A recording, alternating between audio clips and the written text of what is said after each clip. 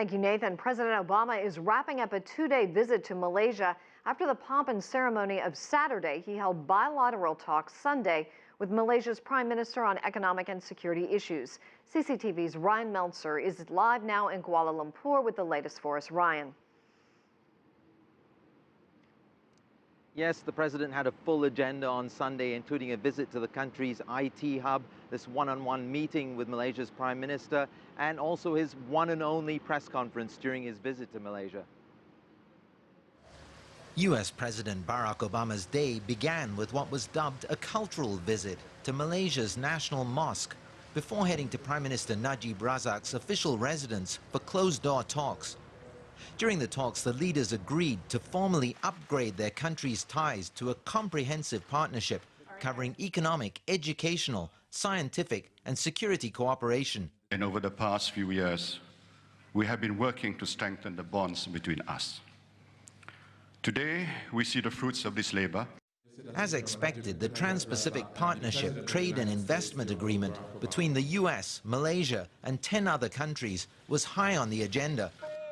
While Obama and Najib talked, protesters voiced their opposition to the deal in front of the US Embassy for the second time in 3 days. This notion somehow that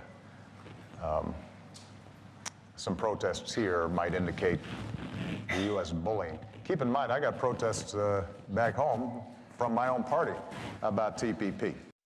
Najib addressed concerns that he would give in on issues of national interest, such as the affirmative action policies that aim to raise the economic status of the majority ethnic Malays. We are working out around the sensitivities and challenges which I alluded to in my discussions with President Obama. He fully understands our domestic sensitivities, and we will sit down and try to iron this out.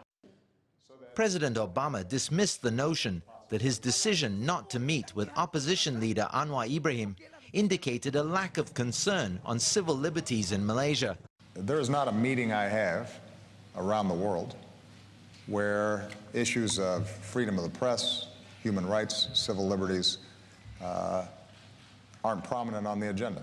And that includes my meeting with Prime Minister Najib.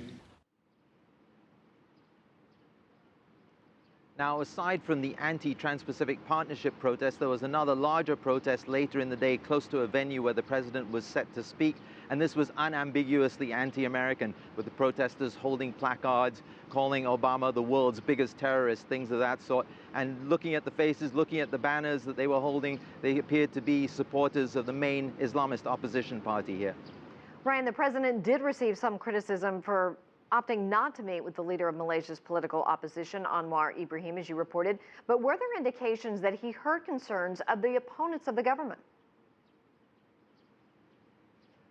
Well, during his press conference with Prime Minister Najib, he referred to Najib as a reformer, and this clearly would have upset the 50% of the electorate that voted for the opposition in the last election and who don't share that view. Now, later in the day, he attended a town hall style meeting of Southeast Asian leaders, and there he showed that he did understand some of the concerns that opponents of the government have here.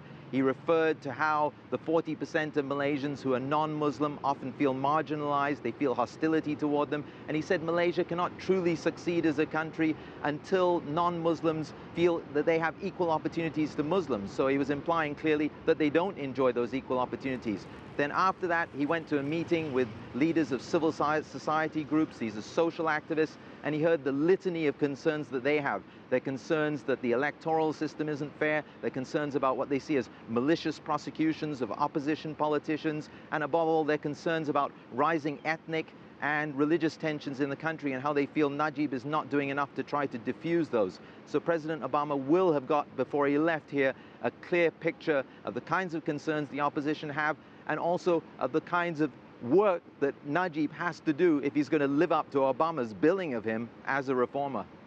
Rian Maelzer reporting live from Kuala Lumpur.